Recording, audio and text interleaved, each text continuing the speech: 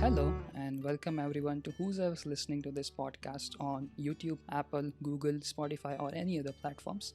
I'm Jesha, and I invite machine learning engineers, researchers, and entrepreneurs to talk more about their current work, insights about their journey, and getting started with it. And for this particular podcast, we have with us Dr. Azalia Mirhoseini, who is a research scientist at the Google Brain team, where she also leads machine learning for systems moonshot projects. Her research interests include and not limited to exploring deep reinforcement learning for optimizing computer systems.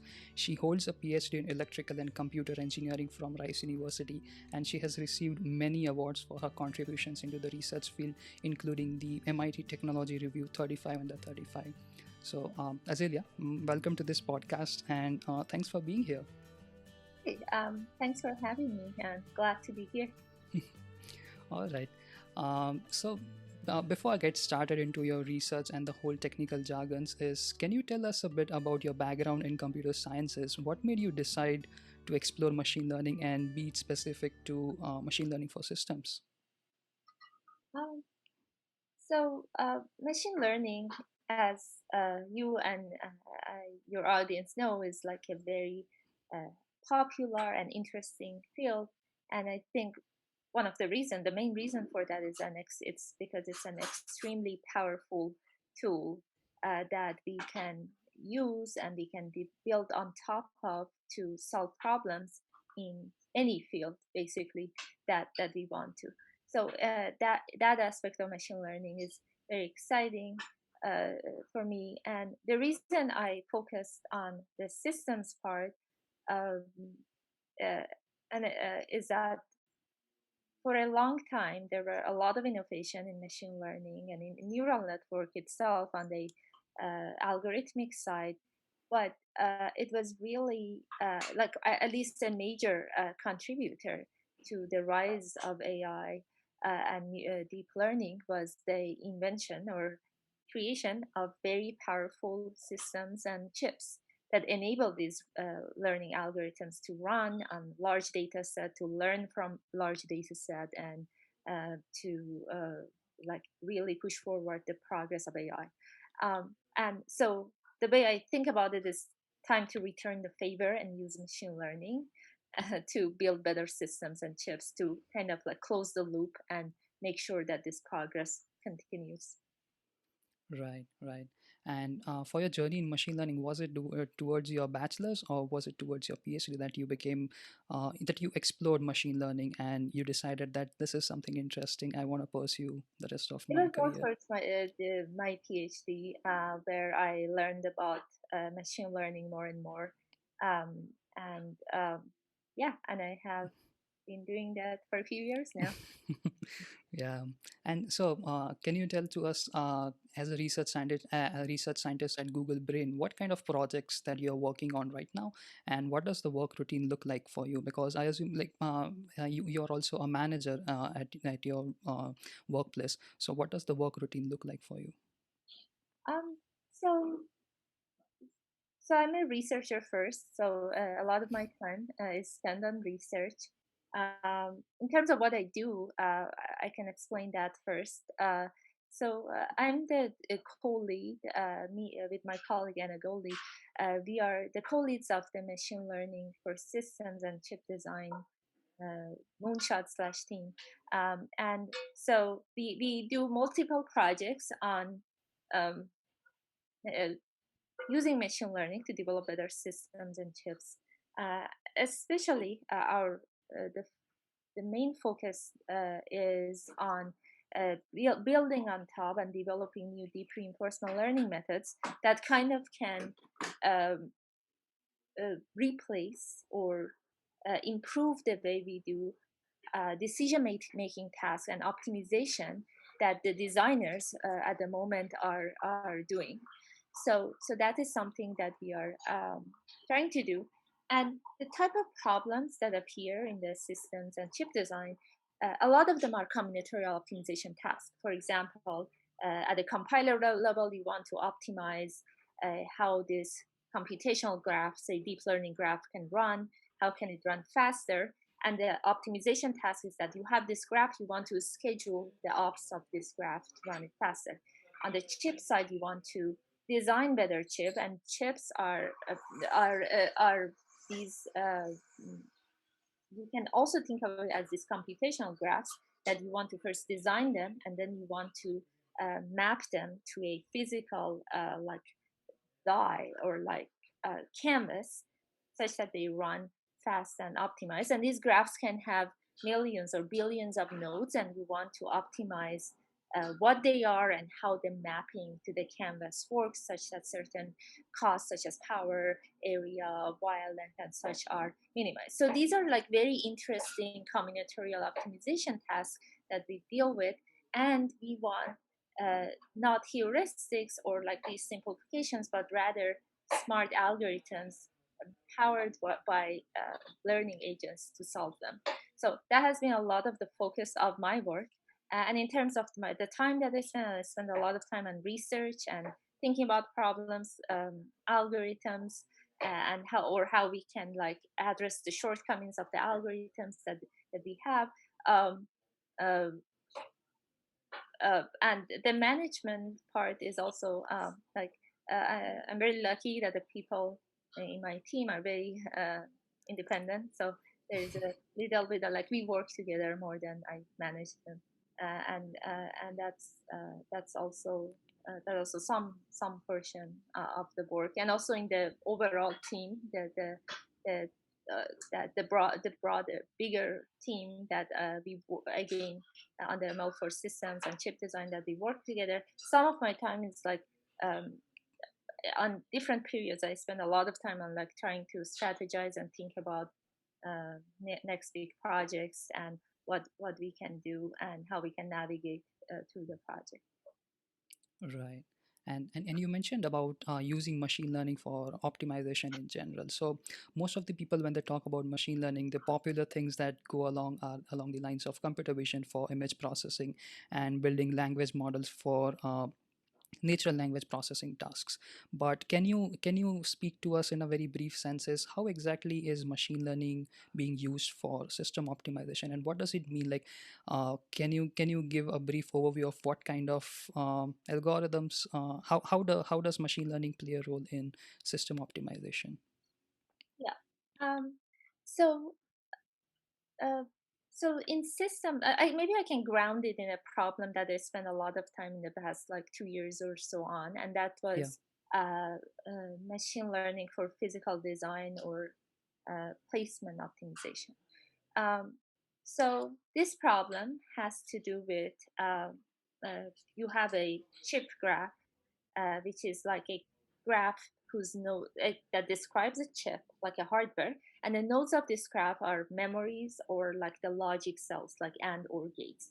And this graph can be huge, it can have millions of nodes, and the goal is to place this graph onto a chip. So these nodes are you want to find the coordinates of where to locate them, such that the connectivity, and these nodes are, this is like a chip, the memory and logic cells, they're all connected together. So you want to, the goal is to minimize the total length of the connectivities, because different ways you place them can uh, uh, like result in different like total wire length or connection measure. And then you have certain constraints. For example, you can't put some nodes on top of each other, but you can put other nodes on top of each other. Like you have to maintain a certain level of density on the canvas that you're placing these nodes onto.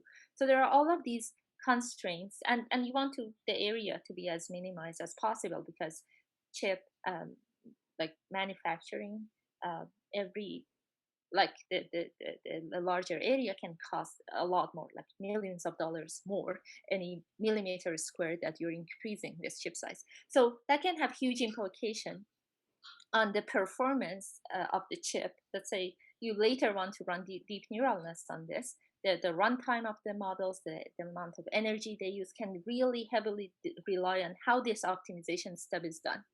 And uh, so now there exist algorithms like heuristics or some branch and bound methods that solve this algorithms, but they're far from optimal because a lot of the context in this case is very hard to uh, instruct to these heuristics. Like there are all of these constraints that you have to make sure that your heuristics follow. So that comes into a lot of like approximations and simplifications.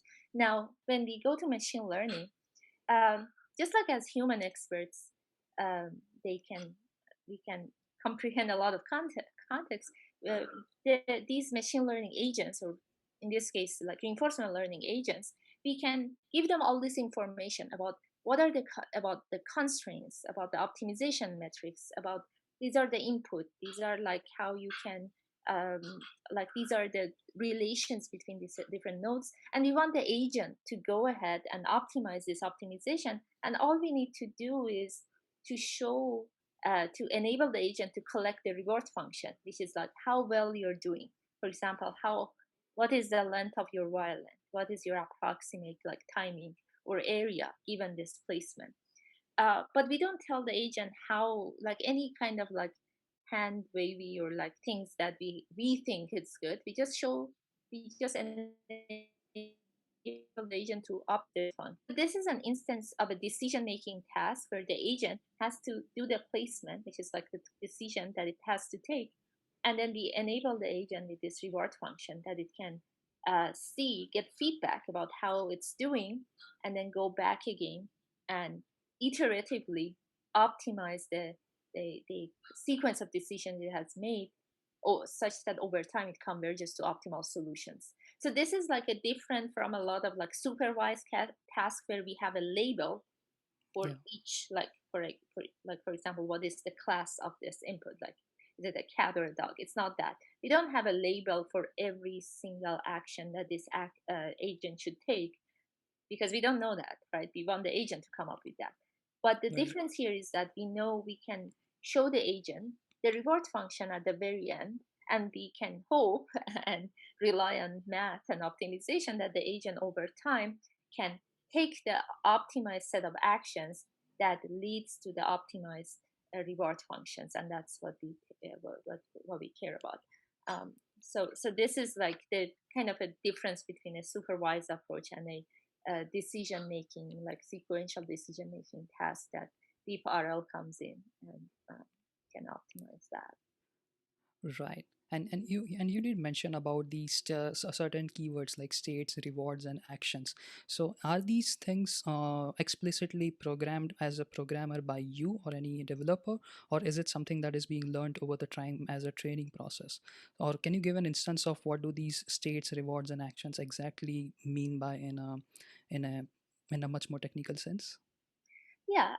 So as of now, uh, we as like the ML like designer, we provide the state and action and the reward function, but the the agent comes up with the optimized actions given a state, how to transition between the states on such that at the end of an episode you get to the optimized reward. So we provide the ingredients, which is like what is the state, what's the state, what are the actions that are possible, and what's the reward, and the agent comes up with optimized actions. So to give an example, uh, in this scenario that I was just explaining, a state could be some information and context about this the again the state of your environment. For example, like uh, in the case of the placement problem, is that here is your input that you want to place. That's part of the state. Another part of the state is that what are the items or nodes of this graph that are already placed. So you give some information about right now these set of nodes are already placed and these are not placed, and the ones that are already placed are located in these locations. So this state is basically some information about the current uh, place that that your problem and your agent can is at and can observe. So context. So you can think of a state a lot about the context and the current basically state that we're in. Actions are uh, the the type of, just as the name is clear, the type of actions that the agent can take. For example, in this case, I have designed the problem such that the agent can place a new node onto each of the grid cells of the canvas. So I define an action as, say, the x and y coordinate of where this new node or op of the graph should be placed. So I have defined it, but I don't know what is the optimized place. That's the job of the agent to come up with. And the reward function is like the feedback, the level of goodness, how well the agent did. In this case, could be the total while length. It could be how small the area is given these placements. So these can, but these are the functions that the agent needs to optimize. But we, as the designer of the problem, we can enable the agent to come up with those. And there are some level, like some trade-offs we can enable to agent to explore more, but making the actions like more granular so they can do more, or we can limit the actions and make it easier for the agent to um, like maybe quick come up with optimized set of actions quicker. Right. And you also did mention this is very really interesting because you did mention something about the trade-offs. So I'm assuming if we have these architecture which are basically powered through machine learning approaches, they would all obviously have some overheads compared to the traditional architectures which do not use machine learning based optimization.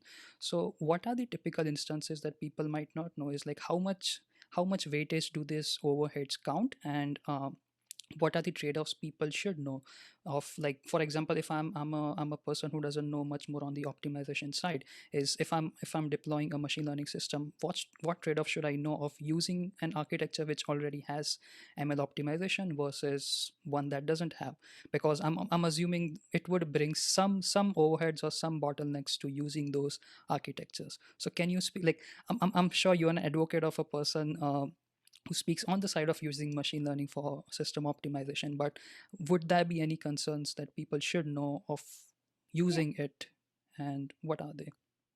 definitely. So so that uh, usually when we encounter a new problem, uh, we the first thing we should do is to have very established baselines, how the existing methods work on this. If they work well, we don't want to try to solve them again if everything is perfect about the current solution, right? So we need to have strong baselines, and usually the way you find that either by like if this is an academic baseline, there you will see what are the state of the art like methods that already work on that, and what are the shortcomings of those, or if it's a problem in production, like it's a product, um, if there are shortcomings of that, like the state of the art is probably the existing uh, working method, and you want to do better on that. So before trying to rethink a problem or solving a new problem with ML, we should see like what is the state, what is the baseline, because then we can see how much progress we are making. Maybe there's no baseline, but usually there are something like there's Yeah. some sort of a baseline to problems that if they exist, it's much better if we start with them so we know what we need to uh, uh, out like what is it that we need to do better next time, and we can measure progress that way. So that's for sure a something we need to do. But when we come to machine learning, um, I would say a lot of times deep learning, like a lot of like effort has been put on this to make it easier for people to utilize it. So that's really an advantage point for machine learning. And we also know how to scale these methods, how to make them such that they can learn from a large data set by really like expanding the model sizes and the parameter sizes. So those are all the advantages. But um, uh, because a lot of the way these deep learning models work, it's like it's harder to interpret how they're actually coming up with these solutions. So that's like one point that we need to be careful.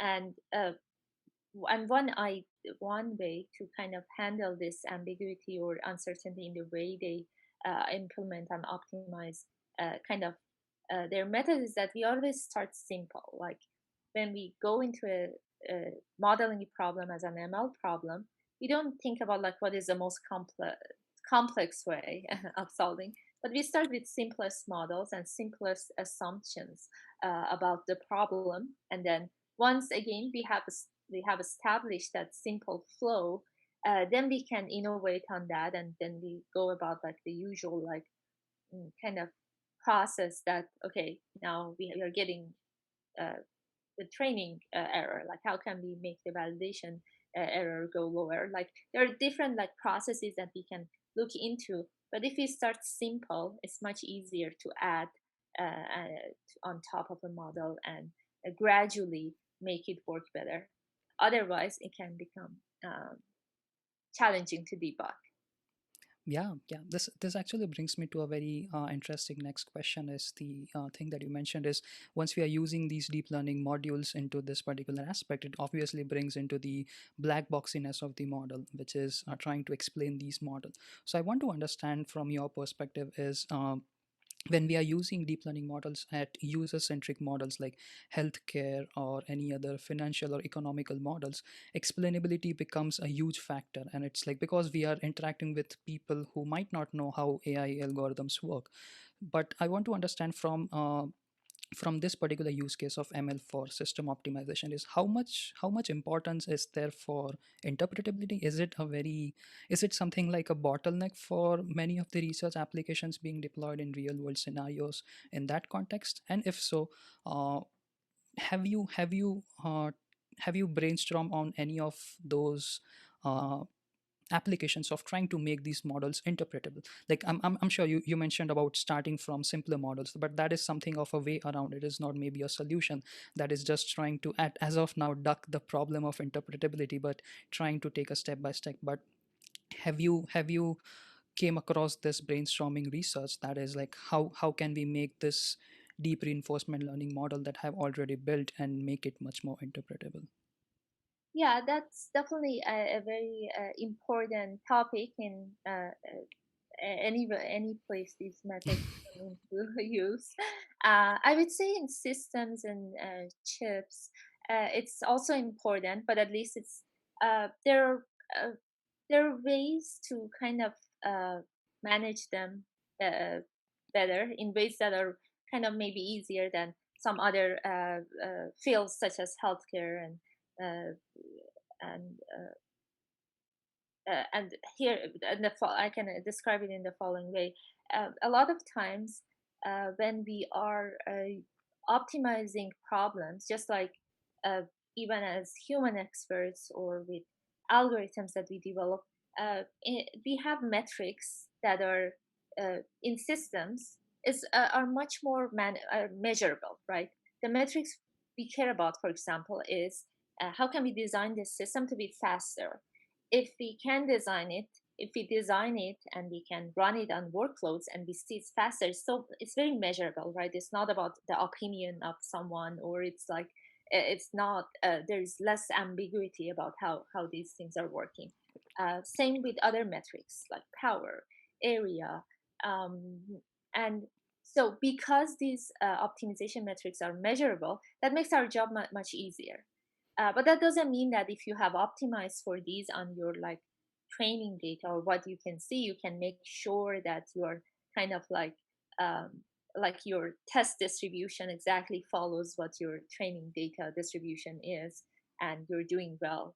You will do well on your unseen data. So and because the data sets here can be like the data distribution can be kind of unbounded. Maybe there is no like uh, maybe you never have enough training data to see such that to make sure that you do well on your unseen data distribution. So that challenge still exists. But something that we have done some, and it's kind of like a very interesting uh, uh, like observation is that uh, by allowing this deep RL agent to optimize for metrics we care about, maybe sometimes we can go back and uh, look at some patterns that they have done to optimize for these metrics and learn something from that. And this has been um, uh, like when working with the hardware experts, it was an interesting experience for them because when they would see some certain patterns of behavior or certain patterns of optimization, they said, "Oh, we never do this," but it seems like I'm seeing something here, and I can kind of try. I can kind of interpret this or understand why this pattern is contributing to optimize that metric.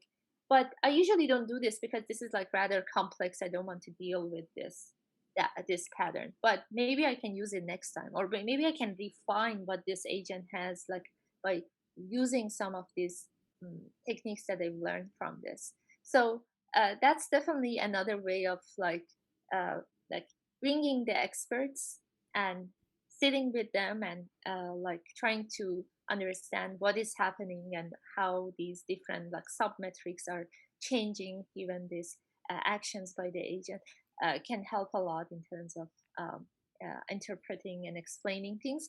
But definitely we are not at a place that we can say for anything that these agents come up with we have an explanation, and that's definitely an active um, uh, topic for research.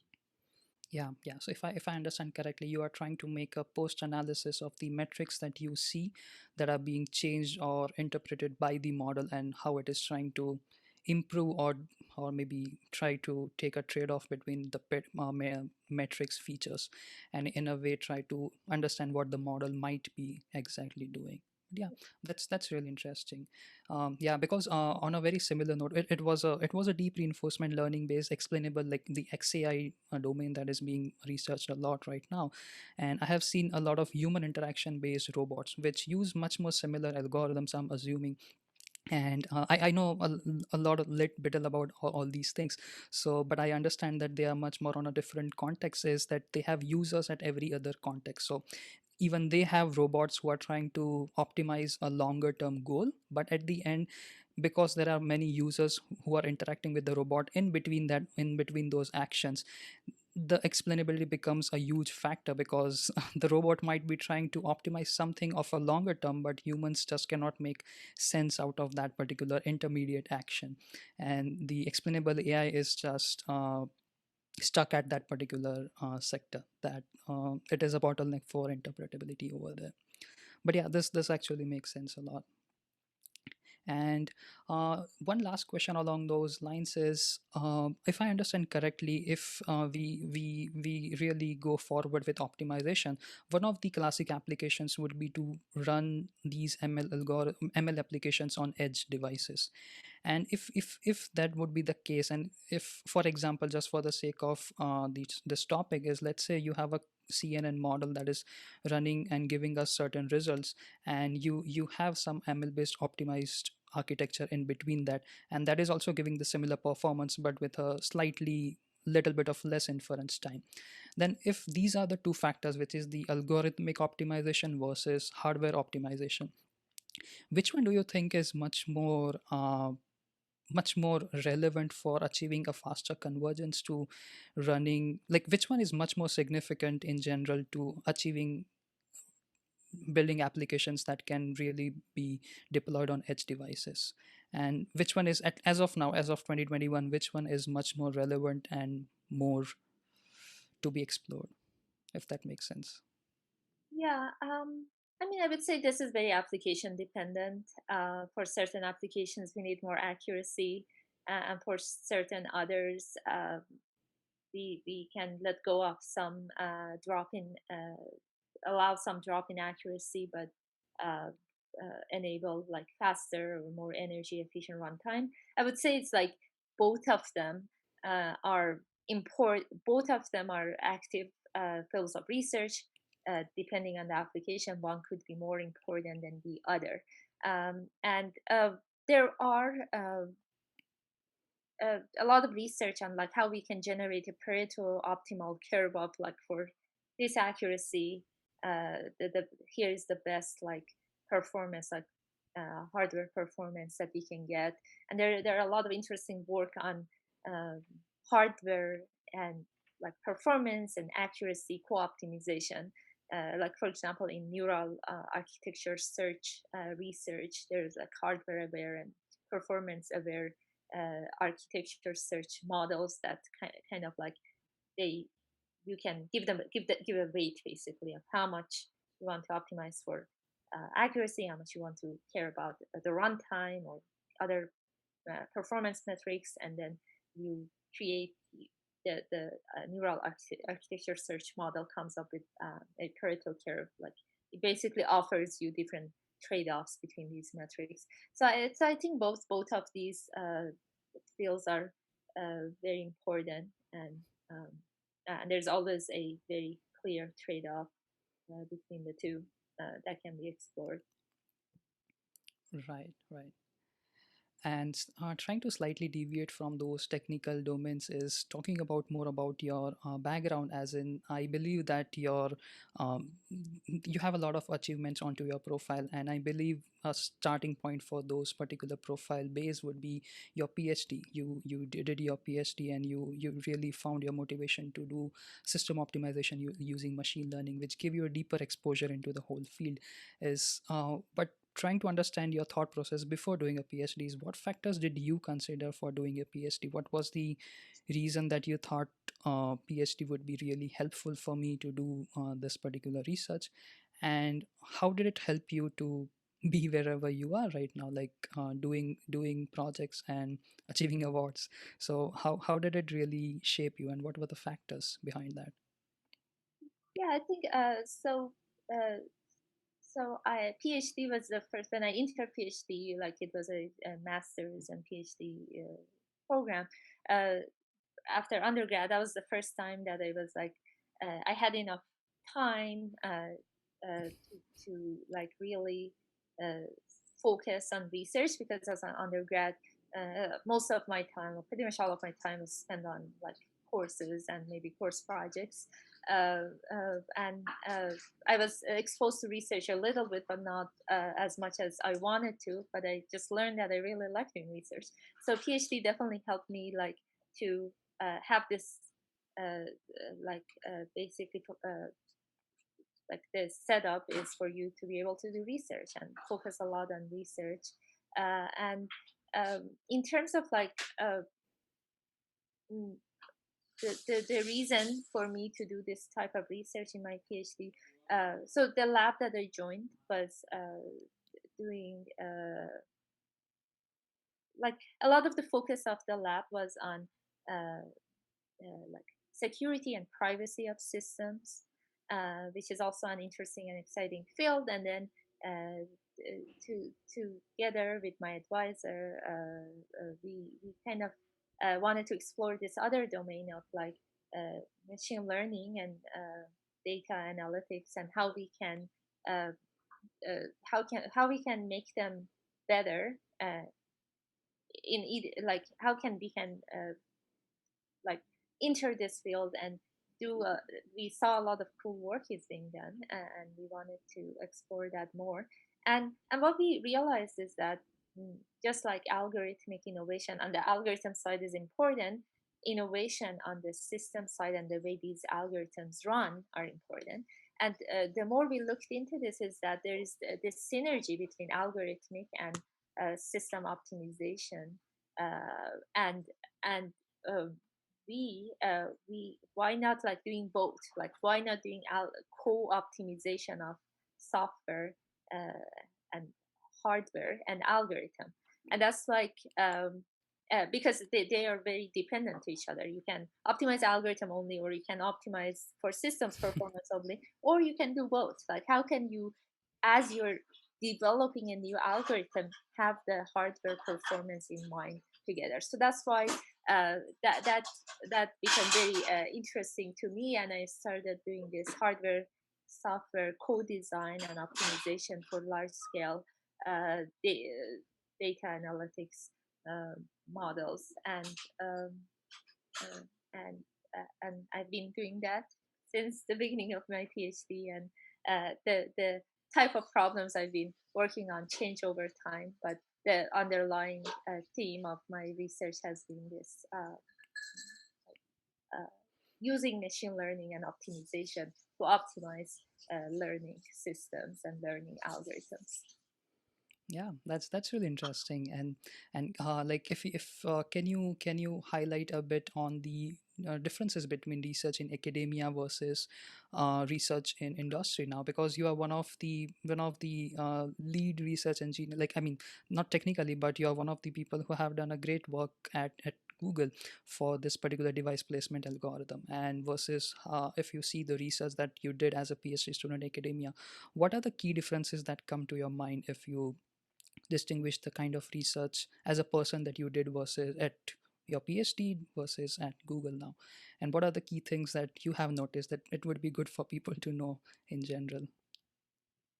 Um, I think during PhD, so a lot of so of course, being at an industry research lab like Google, there are a lot of like uh, we have more resources, right, in terms of like compute, like ability to uh, run jobs on a lot of like on a lot of like accelerators, in terms of like having an infrastructure that is really uh, good and scalable and easy to deploy new algorithms on. And so in that case, so in that case, and also the opportunity to work with a lot of collaborators in my team, the Brain team, or across Google Research or across Google. So the work that we're doing on hardware design optimization, like the hardware expertise and such, is coming from our hardware colleagues in the platforms teams and in like the TPU design team. So that's a great opportunity in that sense, working in the in industry. But in academia, on the other hand, there is this um, still we can work on a lot of fundamental problems. We have a lot of freedom and like this time to spend on innovation, think about hard problems. And we see that more and more, like academics also have access to like with cloud computing and with like these kind of programs that help academics, also like the students, graduate students, to have access to compute. I mean, it's still like it's probably not as the same amount, but still like doable. But I think uh, there's a lot of freedom. Like I'm lucky in my team. There's a lot of freedom that I can think about problems here. But that's not necessarily in a broader industry.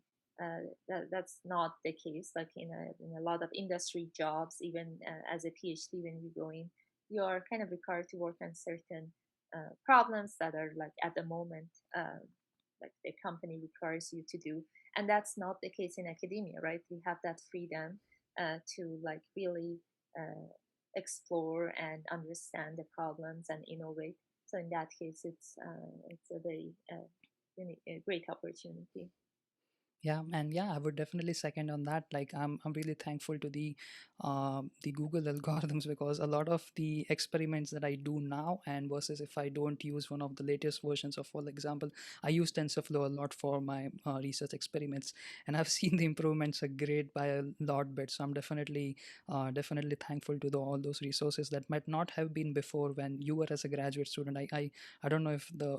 TensorFlow is already there.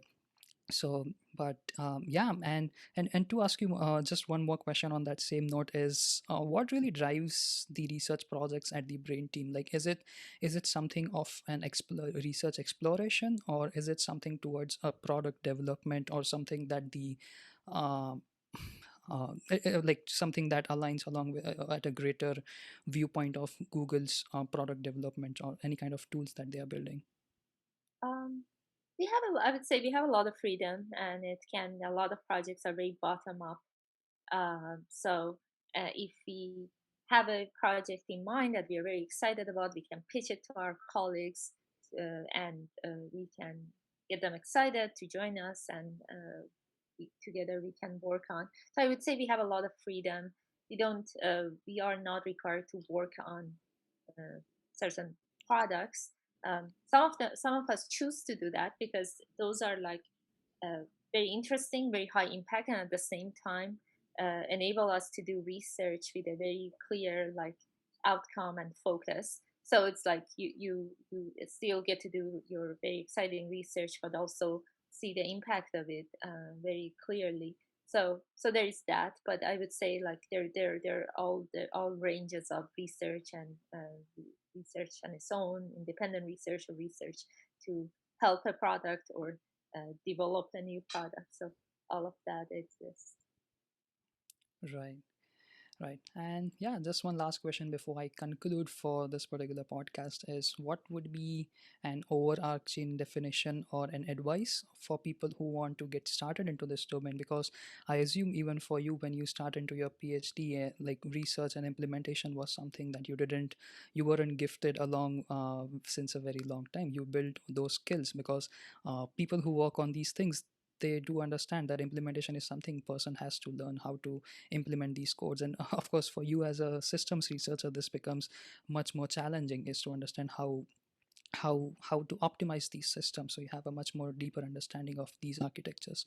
So how did you build on your expertise for implementation and later on, if not research, like how to do research versus how what were the best practices for you to being updated to these latest development in research, and how did you build your skills for that? Um, so I think learning is the first part, and thankfully there are a lot of resources for online resources for learning machine learning and learning machine learning best practices and learning how to code using like the software such as TensorFlow and such. So the first step would be just like learning, like one first step could be just learning the basics of like what are the fundamentals of deep learning. There's so many great courses out there, and trying to do the exercises of the course if and there are many of those, and actually like getting a hands-on experience of how these methods work on very simple problems before we get into the like a new research problem, but on very established data sets and established model. But it's a very good experience because the simpler the problems are, the faster we can like test our ability to look into them. But and the other aspect is reading papers. I think that's a very good way to kind of quickly like spend a lot of time upfront to learn to read papers. In the beginning it takes longer to read a new paper, but over time it becomes easier and faster to read papers. So Hopefully. staying up to date with the latest development, that's also very helpful, and that's where you can get ideas of um, what are the what are the interesting problems, where you can how then you can like come in and um, either solve a new problem or solve existing problems better. Right. Right. And yeah, before I let you go, just one question is I always ask is what is one thing that in terms of tools and technologies that are being developed in your current area of research interest, is what is one thing that you are looking forward to? And it could be something that even if you are not working on, but you are really looking forward to that research if somebody else is doing. What is one thing that you find interesting in the current times? If you have been reading something that you find I would like to definitely learn more what goes along this research, is that something topic that excites you the most about right now? I mean, there are a lot of topics that I'm excited about, so it's very hard for me. Like we are seeing that this huge development in NLP and neural language processing and this giant language models and the like that definitely is interesting in other fields as well. But something that is very close to what I work on is definitely advances in the field of deep RL and how we can have faster and more sample efficient and better agents that can quickly learn about their environment, explore and exploit, and learn their environment around. And basically, this kind of like transformation that they can have in the industry in terms of bringing automation and optimization. So that's definitely very exciting to me. Right. Yeah, that's really nice to know. And yeah, that's all the pretty much questions that I had for you for this particular podcast. So I'll definitely like to thank you. I hope the people who are listening to this podcast finds this useful.